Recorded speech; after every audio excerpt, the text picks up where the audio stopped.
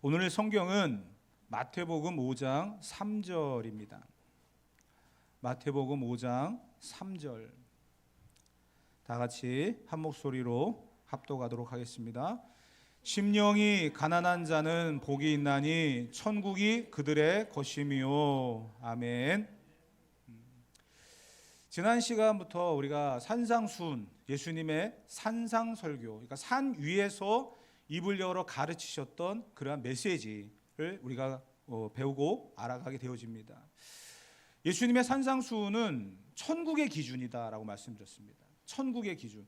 성도들이 그리스도인이 살아가야 될 천국의 기준이 무엇인가에 대해서 말씀하셨고, 예수님은 이렇게 사셨습니다. 율법을 제정하셨던, 시내산에서 모세에게 제정하셨던 예수님께서 이제 또 산에 올라가셔서 자기 백성, 자기 사람들에게 율법의 완성자로서 선포하신 내용이 바로 산상수훈입니다.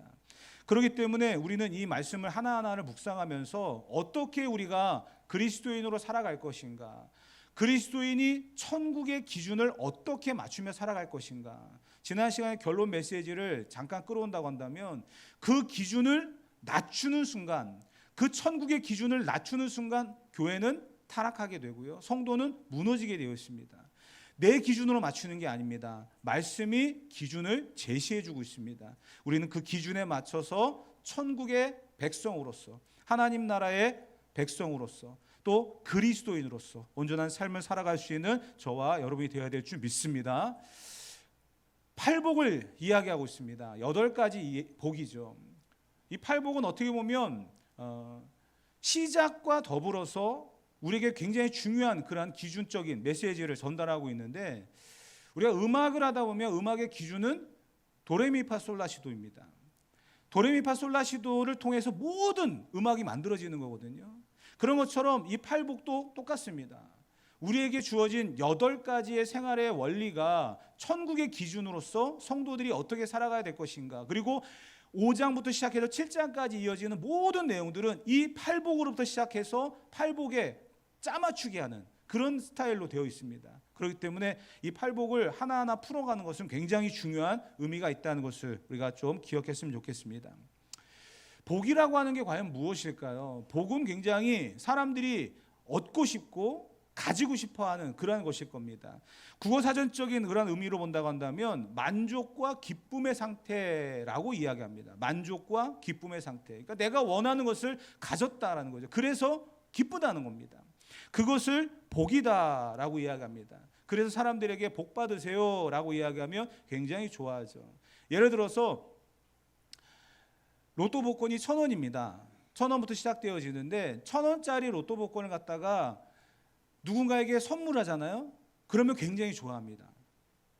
왜냐하면 그 가치는요, 일로 말할 수가 없거든요. 아직 이제 뭐라고 해야 됩니까?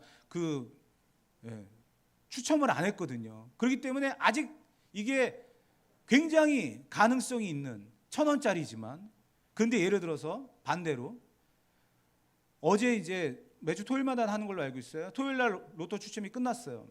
어제 끝나가지고 오늘 꽝이 된 5,000원짜리 로또 복권을 준다고 생각해 보십시오. 어떤 생각이 들겠습니까?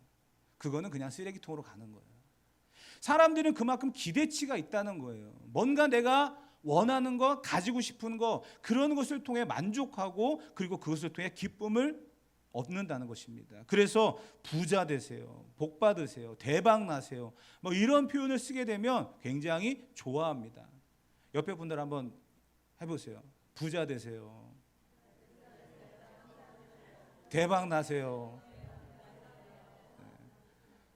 벌써 얼굴이 달라지잖아요.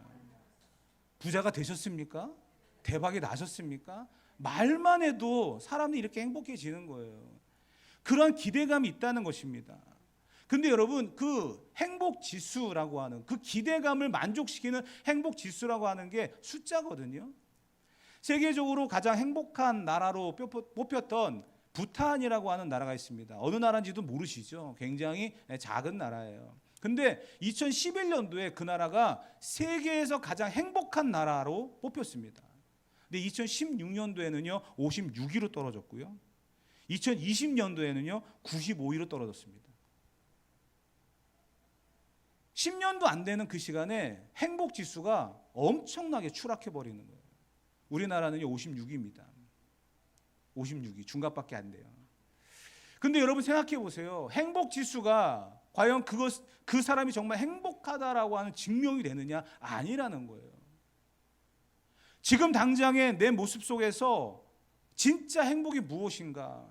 그리스도인들이 추구해야 될 복의 개념이 무엇인가를 우리는 분명히 알 수 있어야 된다는 겁니다. 그래서 그 복이 무엇인가? 진짜 그리스도인들이 추구해야 될, 가져야 될 그 복이 무엇인가? 그것을 알려주시기 위해서 예수님이 하신 행동이 입을 열어서 가르치셨다라는 겁니다. 그 첫 번째가 바로 오늘 본문 말씀입니다. 그 입을 열어 가르치신 첫 번째 복이 심령이 가난한 자는 복이 있나니 천국이 그들의 것이다 라는 겁니다.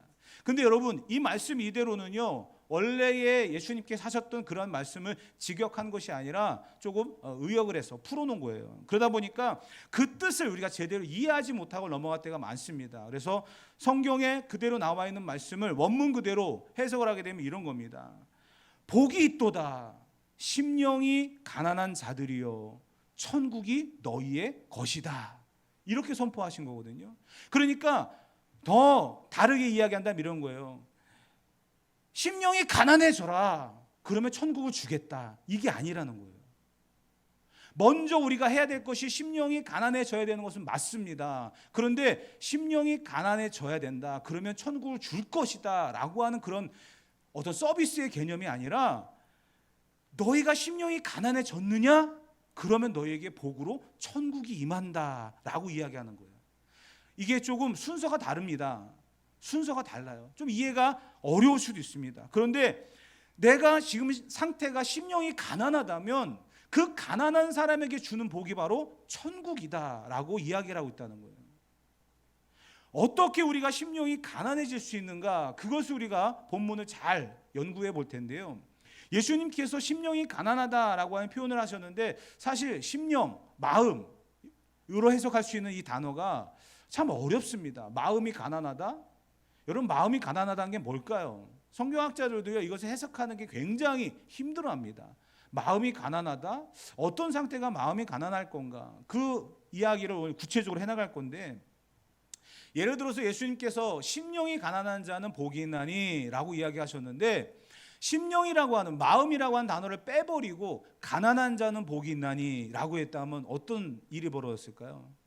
가난한 자는 복이 있나니 아마 지금 산 위에 올라가서 앉아 말씀하고 계시는 예수님께서 가난한 자들이여 복이 있도다 너희에게 천국이 임할 것이다 이렇게 선포했다고 한다면 아마 그 모든 사람들이 아멘 했을 거예요. 왜? 지금 예수님 앞에 있는 수많은 사람들은요 전부 가난한 사람들이거든요. 예수님께서 주시는 빵 한 조각을 기대하고 온 사람들입니다. 그런 사람들에게 예수님이 선포하는 거예요. 가난한 자들이여 복이 있도다. 얼마나 좋은 말이고 행복한 그런 메시지였겠습니까? 근데 예수님께서는요 물질적인 가난을 이야기한 게 아니라는 거예요. 심령의 가난함을 이야기했다는 것입니다. 심령이 가난한 자들에게 주시는 복이 천국이라고 얘기했습니다. 심령의 가난함은 과연 어떤 걸까요? 어떤 심령의 가난함이 있기에 그들에게 주어지는 복이 천국일까요? 요한복음 3장에 보게 되어지면 니고데모라고 하는 유대인의 관원이 등장합니다. 유대인의 관원이기 때문에 굉장히 높은 지위에 있는 사람입니다. 지금으로 이야기하면 국회의원 정도 되는 그러한 직위입니다. 근데 그 사람이 밤늦게 사람들의 시선을 피해서 예수님께 찾아왔습니다. 그 예수님께 질문을 던집니다.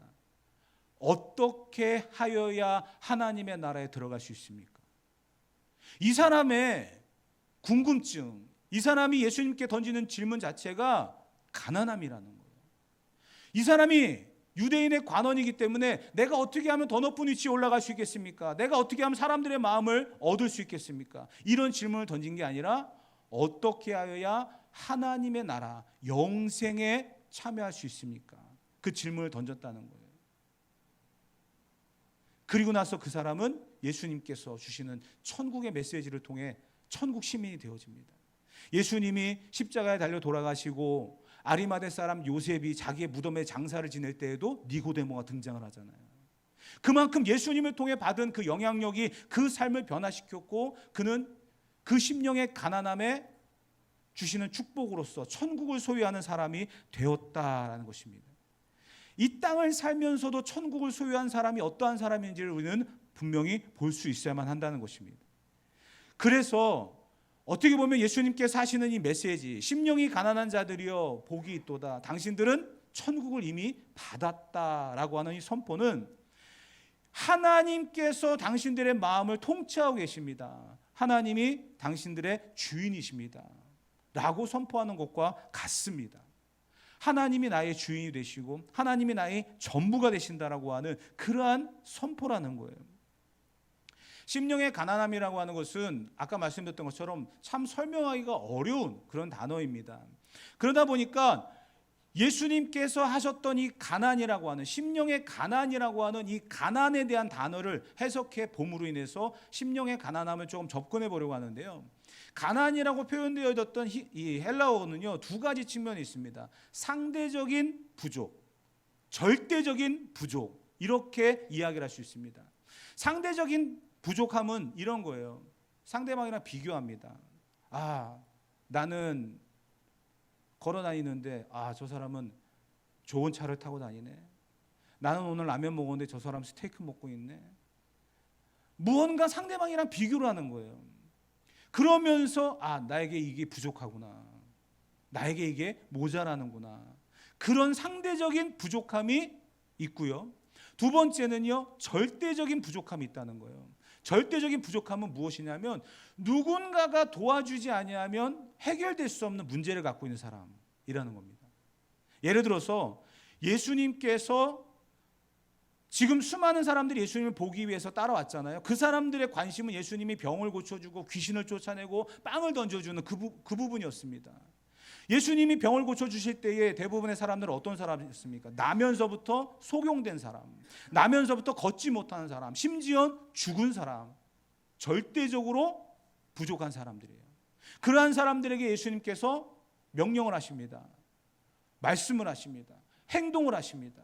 그러면서 그들의 가난, 그들의 부족함을 채우셨다는 거예요. 다시 말씀드리면 심령의 가난함은 상대적인 부족함이 아니라 절대적인 부족함을 갖고 있는 사람이라는 거예요. 하나님 없이는 살 수 없다라는 그런 생각으로 살아가는 사람이라는 것입니다. 여러분들에게 질문을 한번 던져보겠습니다. 여러분들은 정말 심령의 가난함을 이해하셨습니까? 여러분들은 심령의 가난함을 느끼고 계십니까? 하나님 없이는 살아갈 수 없다라고 생각하고 계십니까? 그렇다고 한다면 여러분들은 이미 천국을 소유한 사람들입니다. 그게 오늘 메시지의 흐름이고 결론이라는 거예요. 그런데 사람들은요, 계속해서 무언가를 비교합니다. 무언가에 대해서 더 얻으려고 노력을 하고요, 나에게 없는 것 때문에 불평할 때가 너무나 많이 있다는 거예요. 오늘 우리가 맥주감사주의를 보내고 있지만 이 감사라고 하는 그 기준으로 볼 때에 감사가 어디서부터 나옵니까? 내게 있는 것이 무엇인지를 보기 때문에 감사가 나오는 거예요. 내게 없는 것을 바라보면요, 불평이 나올 수밖에 없습니다. 근데 내게 있는 거, 작은 콩 한 조각을 놓고 보더라도 이것을 먹을 수 있음에 감사가 나오는 겁니다. 내게 있는 게 무엇인지를 볼 줄 아는 사람이 진정한 감사를 할 수 있는 것처럼 하나님 없이는 살아갈 수 없다라고 하는 이 심령의 가난함을 갖고 있는 사람만이 진정한 천국을 소유하는 사람이 된다는 거. 그게 예수님께서 말씀하시고자 하는 핵심이라는 거예요. 사랑하는 성도 여러분, 돈과 명예와 권력을 다 갖고 있어도 부족한 사람이 있습니다. 아까 말씀드렸던 니고데모 같은 그런 사람. 성경에는 그런 사람들이 기록되어 있을 뿐만 아니라 우리가 살아가고 있는 현세에도 그런 사람들이 굉장히 많지.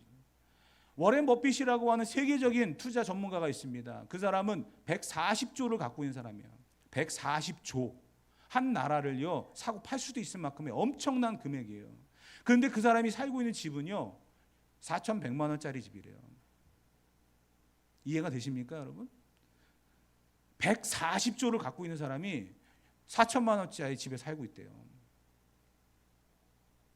정말 우리가 가치를 안다고 한다면, 인생의 가치를 안다고 한다면, 하나님이 누군지를 안다고 한다면 진정한 심령의 가난함을 갖게 될 것입니다. 우리가 이제 그 영상이나 이런 것들이 많이 오픈이 되어지다 보니까 이제 북한에서 일어나고 있는 것들을 굉장히 잘 보게 되죠. 저는 이제 교회에서만 자라났기 때문에 교회에서 이제 그 군부대랑 자매 결연을 맺어가지고 군인들한테 연말에 뭐 선물도 보내고 뭐 이런 걸 많이 했었거든요. 그러다가 이제 한번 그 부대장이 부대 방문을 해달라라고 갔는데 최전방이더라고요. 갔는데 생각할 때는 망원경으로 북한 땅을 쳐다볼 수 있게끔 해주겠다 그러더라고요. 그래서 망원경을 보면서 많은 생각을 했어요. 과연 북한 군들은 어떻게 생겼을까? 학교에서 배웠잖아요. 늑대잖아요. 빨간 피를 막 흘리면서 그냥 무언가 막 잡아먹으려고 하는, 손톱은 막 이만큼 길고 털이 막 북실북실 나 있는 그런 늑대로 교육을 받았어요. 반공교육이 그만큼 무섭잖아요. 그 망원경을 딱 들이대는 순간 늑대만 찾았어요. 근데 분명히 모자 쓰고 돌아다니는 군복 입은 군인들이 막 왔다 갔다 하는 게 보이는데 늑대는 한 마리도 없더라고요. 그렇죠? 늑대 아니죠? 네. 그 반공교육이 그만큼 무서웠어요. 그런데 북한이라고 하는 게 이제 열려가지고 많이 언론에도 나오고 하다 보면은 등장하는 게 뭐냐면 군인들, 장성들 보면 막 훈장을 막 이쪽에 막 어마어마하게 달고 다니더라고요. 굉장히 무거울 것 같아요. 근데 무거운 만큼 자부심도 있겠죠. 나 이런 사람이야 막 하고서. 근데 여러분 그 훈장이 그렇게 중요합니까? 아무 의미가 없잖아요. 그 훈장이 많으면 뭐 합니까? 그 많은 것들이 필요 없어짐을 느끼는 때가 언제일까요?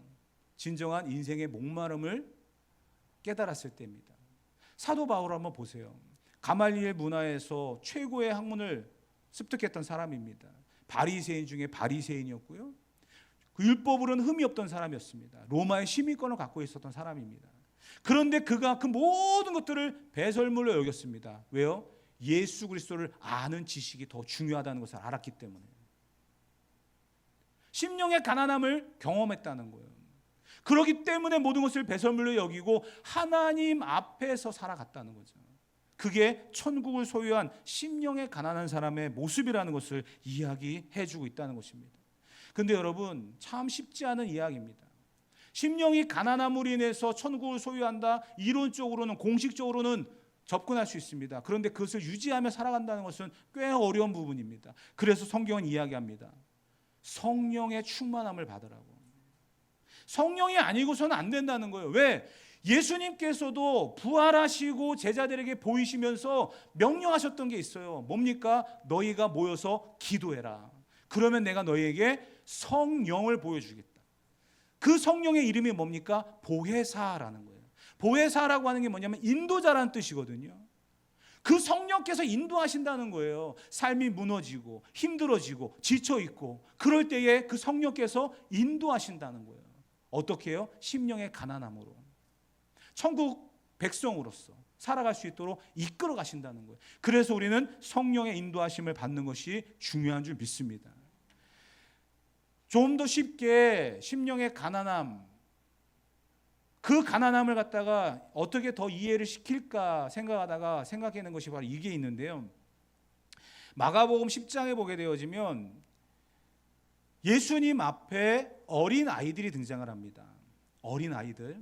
근데 그 어린 아이들이 예수님 앞에 나오려고 하는데 제자들이 막아버렸어요.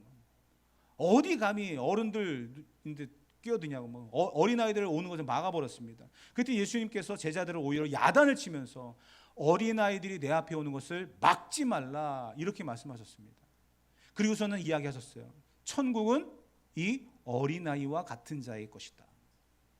심령의 가난함과 어린 아이, 과연 공통성이 무엇이 있을까라고 생각해 보니까 딱 한 단어가 등장하더라고요. 그게 뭐냐면 의존이라는 거예요. 절대 의존. 보세요. 어린아이와 같다. 그렇지 않으면 천국을 소유할 수 없다라고 말하는 그 어린아이의 상태가 어떻습니까? 부모를 절대적으로 의지한다는 거죠. 예를 들어서 우리 지금 유아실에 아이들이 지금 2명이나 있어요. 근데 그 아이들이 제가 목사이기 때문에 내 앞으로 와. 내가 과자 주면 먹어. 나랑 놀아. 어떤 명령을 내린다 칩시다. 하나도 안 듣겠죠. 그렇기 때문에 방법을 씁니다. 뭐 인형을 탈을 쓰기도 하고, 뭐 재밌는 놀이도 갖다 주기도 하고, 뭘 좋아하니 해서 좋아하는 뭐 과자도 갖다 주고 하면서 관심을 삽니다. 그랬더니 좀 다가왔어요. 그래서 좀 친해진 것 같아요. 그래서 제가 한마디를 던집니다. 우리 집 갈래? 우리 집 가면은 더 맛있는 거 있고 재미난 것도 많은데 우리 집 가서 놀래? 제가 뭐 이제 유괴범은 아니고요. 그냥 그런 예를 잠깐 든 거예요. 그랬을 때 그 아이들의 반응 어떨까요? 안 가요. 아무리 친절하게 잘해주고 해도 안 갑니다. 왜? 그 아이들에게는요, 부모라고 하는 이것이 각인되어 있기 때문에요. 다른 사람의 도움이 아닌 부모의 품 안에서 자라나야 된다고 하는 그 각인이 되어 있기 때문에, 그 절대 의존성이 있기 때문에 다른 사람에게는 가지 않는다는 거예요. 심령이 가난하다고 하는 것은 바로 이런 이야기입니다. 하나님을 절대적으로 의지하는 자가 되어야 된다는 겁니다. 그러한 사람들에게 주시는 복이 뭐라고요? 천국이라는 겁니다. 그렇기 때문에 여러분 보세요. 심령의 가난함으로부터 시작되지 아니하면 천국의 이야기를 할 수 없는 거예요. 베드로 후서를 이야기할 때 신령한 성품을 이야기했습니다. 복습하는 겁니다. 신령한 성품은 무엇으로부터 시작됩니까? 믿음이었어요. 믿음의 덕을, 덕의 지식을, 지식의 절제를, 절제의 인내를, 인내의 경건을, 경건의 형제의 우애를, 형제의 우애의 사랑을 더하라. 점진적으로 믿음이 시작이 이루어지지 아니하면 그 나머지들도 이루어지지 않습니다. 믿음의 터를 세워야 나머지 것들을 세울 수 있다라고 말씀을 드렸어요. 그게 신령한 성품의 기준이었습니다. 팔복도 마찬가지예요. 심령이 가난하지 아니하면요, 애통하는 마음이 생기지 않습니다. 온유한 마음도 생기지 않습니다. 의에 줄이고 목마른 거는요, 전혀 상관이 없습니다. 그래서 심령의 가난함으로부터 예수님은 시작하시는 거예요. 물질의 가난함이 아니에요. 육체적인 가난함이 아니에요. 심령의 가난함이라는 거예요. 하나님을 절대적으로 의지하는 그 마음으로부터 이 메시지가 시작되어졌다는 것을 우리가 깊이 묵상해 볼 수 있어야만 합니다. 다윗이 하나님의 마음에 합당하다라고 인정을 받았던 이유가 뭘까요? 다윗은요, 절대적으로 하나님을 의지했던 사람입니다. 여호와는 나의 목자시니 내가 부족함이 없으리로다. 그가 나를 푸른 풀밭으로 인도하시고 쉴만한 물가로 인도하시는도다. 사망의 음침한 골짜기에서도 그가 나를 안위하시고 이끌어 가신다. 나의 힘이 되신 여호와여. 이 시편의 많은 고백들을 여러분들이 기억하십니까? 그는요, 절대적으로 하나님을 의지했던 사람입니다. 그렇기 때문에 다윗의 마음에는 무엇이 있었을까요? 항상 천국이 있었을 거예요. 하나님이 그를 통치하시는 분이기 때문에, 하나님이 그를 다스리시는 분이기 때문에 그의 마음에는 항상 천국이 있었다는 거예요. 사랑하는 성도 여러분, 말씀의 결론을 내리려고 합니다. 하나님께서 통치하시는 그 하나님의 나라는 다른 것이 아닙니다. 심령이 가난함으로 하나님 없이는 살 수 없다라고 하는 기준으로 살아가는 사람들, 그러한 사람들에게 임하는 축복입니다. 저와 여러분들이 그러한 축복을 누릴 수 있어야 될 줄 믿습니다. 하나님께서 나를 다스리신다, 하나님께서 나를 통치하신다, 하나님이 나를 이끌어 가신다, 그런 확신을 가지고 살아가는 저와 여러분이 되어야 될 줄 믿습니다. 왜 그러지 못할까요? 왜 그러지 못할까요? 자꾸만 내 안에 욕심이 생기기 때문이에요. 자꾸만 내 안에 죄성이 드러나기 때문이에요. 그래서 애통하고 온유하고 의에 줄이고 긍휼히 여기고 마음이 청결하고 이런 이야기를 계속해 나갈 것입니다. 사랑하는 성도 여러분, 주님 외에 다른 것이 없음을 분명히 아셨으면 좋겠습니다. 하나님 외에 다른 것이 없음을 분명히 알았으면 좋겠습니다. 그 한 가지만으로 살아가는 자들에게 주어지는 천국의 축복, 그것이 저와 여러분들에게 진정한 축복으로 다가올 수 있는 이 한 시간 되어지기를 주님의 이름으로 축복합니다.